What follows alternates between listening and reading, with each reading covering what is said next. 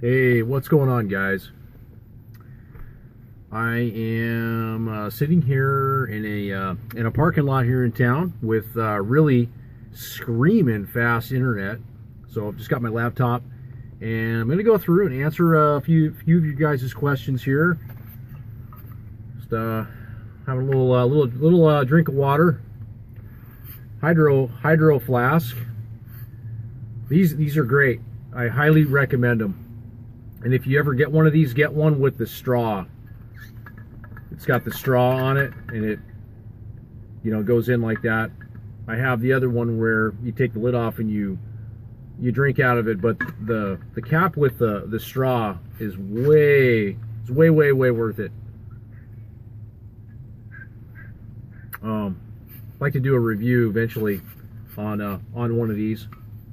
Do another review, another thousandth review of one of these guys. Yeah, they're very popular. Thanks, Bobby. All right, so going into answering your questions. A couple of questions here. One was from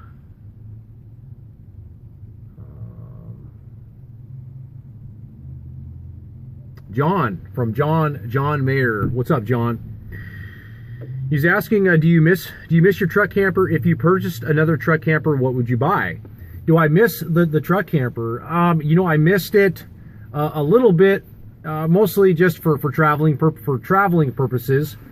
Coming back up here, the fifth wheel is a lot, it's a lot more heavier. It's a lot more drag on it when you're pulling it, to be expected. So lost a little bit of mobility, but gained pretty much everywhere else. Gained really everywhere else. Gained with just the ease and the flexibility of being able to disconnect the RV from the truck and drive away and go do groceries and take care of business and go exploring. And I know that was just a huge positive gain from going to the fifth wheel.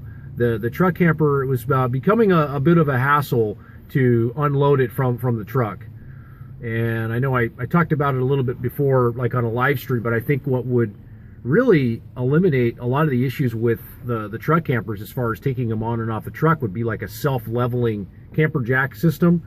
And I'm sure probably somebody's thought of it. I haven't seen any, I haven't heard of any. I'm sure somebody has I'm sure that technology is available, self-leveling, but it's a little bit of it takes some practice taking the truck camper on and off the truck and trying to get everything level. And then you got one jack that's up high and one's down low, and then sometimes you'll be lowering it or raising it, and one jack will be coming off the ground, and you got to play this like balancing game with it.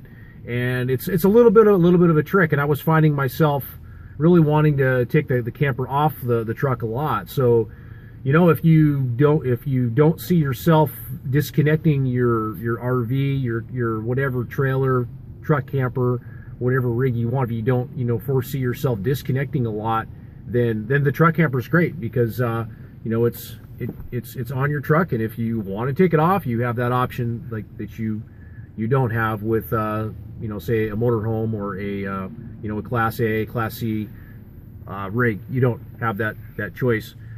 So do I miss the truck camper? No, honestly I don't miss it. It was nice. I learned a lot. That was my second truck camper. The first one I had, I have a video of it up on my channel. I had an older late 90s 8.5 foot Lance Squire Light, a really lightweight truck camper. I think with the wet weight, it was under 2,500 pounds. And honestly, I felt that was probably about the perfect happy medium as far as weight goes for this truck that I have. And so when I went to jumped to the Northern Light, I went up a couple of thousand pounds. I went to like 41, 42, 4,300 pounds wet weight. So that would be fully loaded with all your gear and everything. And that was a big jump. That was a big jump for me. I did, as far as traveling goes, I think that I liked the lighter weight. And I think that's in this conversation we're having, I think that's what I'm going to be kind of coming back to is the issue of weight. You know, being lightweight is everything. And you know, keep in mind too that you know, the things that I say in here, it's just from my experience, and you know, you got to always remember that every one of us is different. We all have different needs. We all have different wants, and not all of us kind of want the same things, or want, you know, certain things are more important or less important to each and every one of us. So I think that's kind of just a quick reply on, do I miss the truck camper? Then you asked if you purchased another truck camper, what would you buy? That's a great question too. You know, you know, living the full-time life in a truck camper, such as I did for 3 years. You know, you learn a lot of things. You learn about, you know, what you need, what you don't need, and I think I know when I went into it and I bought the Northern Light, there was a couple of things that, you know, that at that time that I wanted. I wanted something high quality that I could have for a long time, and I needed something that had a tall interior ceiling height, and that fit the bill. And then I also wanted something that had full all of the luxuries. I wanted a fully loaded unit, and so it also met that need. And you know what? You know, there are just a few things that I found that you know, over the course of time of ownership that I didn't feel that were really required, or I would need again in another purchase, and that would be the generator. I did just fine with like a small Honda generator, and I just found that the onboard generator was really only good for that on-demand, push the power. I want power right now on demand. I want to run the microwave, or, you know, what have you, whatever gadget that you have. And so I didn't find myself in that situation very often. I mostly found myself in the situation where, you know, I needed a generator, I needed to run it for a long period of time. And the generator on board was a propane generator, and so they tend to consume a fair share of propane, not a lot, but they also run fully spooled out, versus like a small Honda or equivalent. They have an idling feature where it'll just run on idle and it'll just sip fuel. They're very efficient. So I found that the onboard generator really to be unnecessary, and so that's not something that I would need. If I was to buy another one, I would like to kind of be around. I would like to be lighter. And I'm coming from the purposes of, I think if I did buy another one, it would be with more intentions to do more traveling in, not like full-time living in it like I'm doing right now. The fifth wheel has been the better choice for me in that regard. But as far as traveling, boondocking, camping around, weight is a really big deal. At least it is to me. And I'm just saying it on the standpoint of you know, the more weight you have in a truck camper, you know, you feel it all going down the road. Every turn you make, you feel all that weight. And so I would like to shave a couple of 1,000 pounds off that. So I probably, if I got another one, I don't know, I might get another 8.5 foot one. I might get like probably maybe a 9.6 maybe. What would I get? Right now I'm pretty intrigued with Lance. In some of the research I've done, the Lance for the years 1999. I know this is getting old, but for like a, you know, just a budget type truck camper, the model 99 and 2000 years, I really think those are great years, because those were the pre-slide out years. So they kept the weight reduced a lot by not having a slide out, and just an overall simple design. For a truck camper, for a non-slide out truck camper, you could get it in those years. And the other thing they had in those years is a very tall interior ceiling height for those tall guys and gals out there. They're, you know, 6'3" and taller.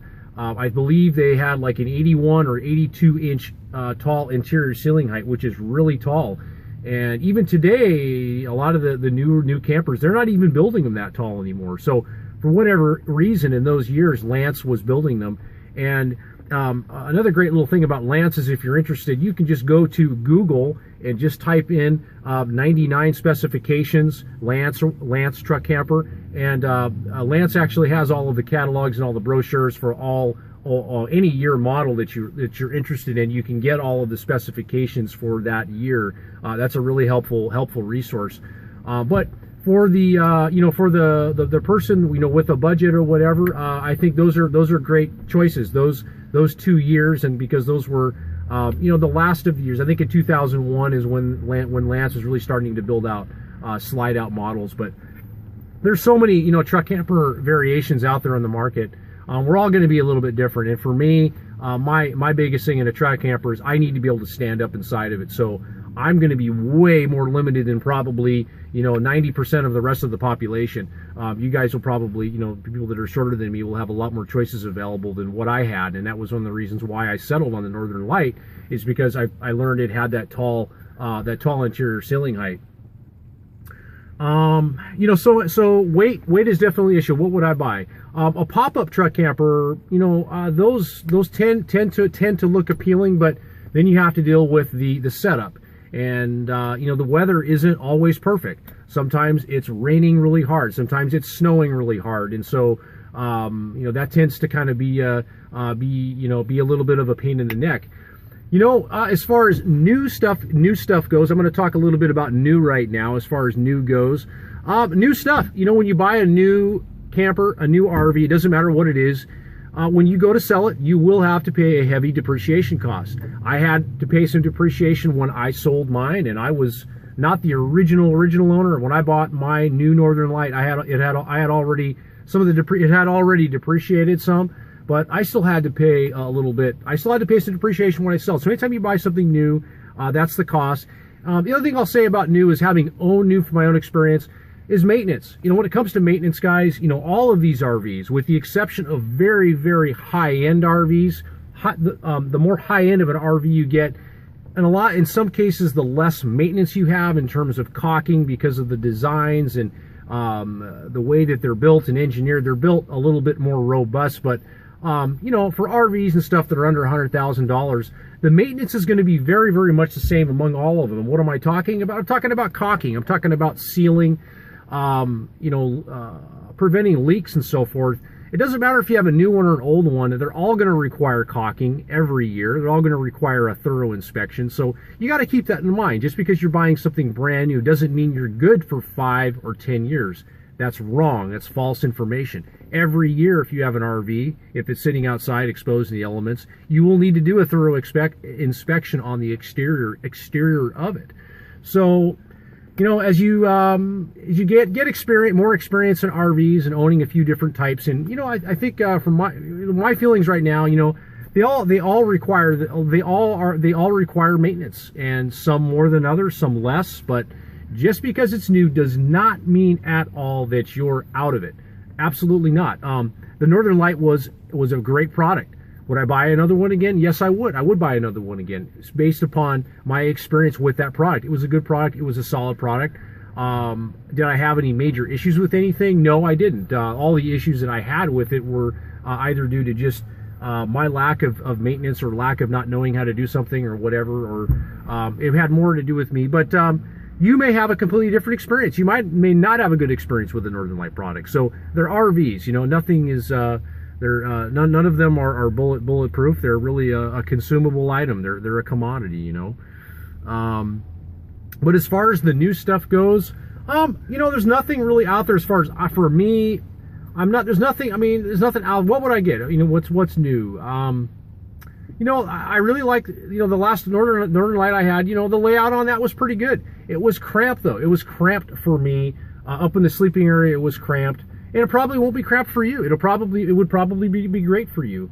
But other than that, it had tall countertops in it. It had a tall sink in it, which was good. It was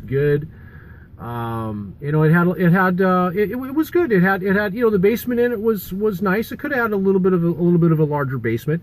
That's a good topic. Basements, you have the center of gravity to deal with. And when you have a basement model truck camper, typically that's going to rise everything further off the bed, so you're going to have a higher center of gravity, which will change some of the handling characteristics of that vehicle. So without a basement, that actually I think could be a real advantage, because I personally think that it's going to distribute the weight lower center of gravity, which is going to have better handling characteristics.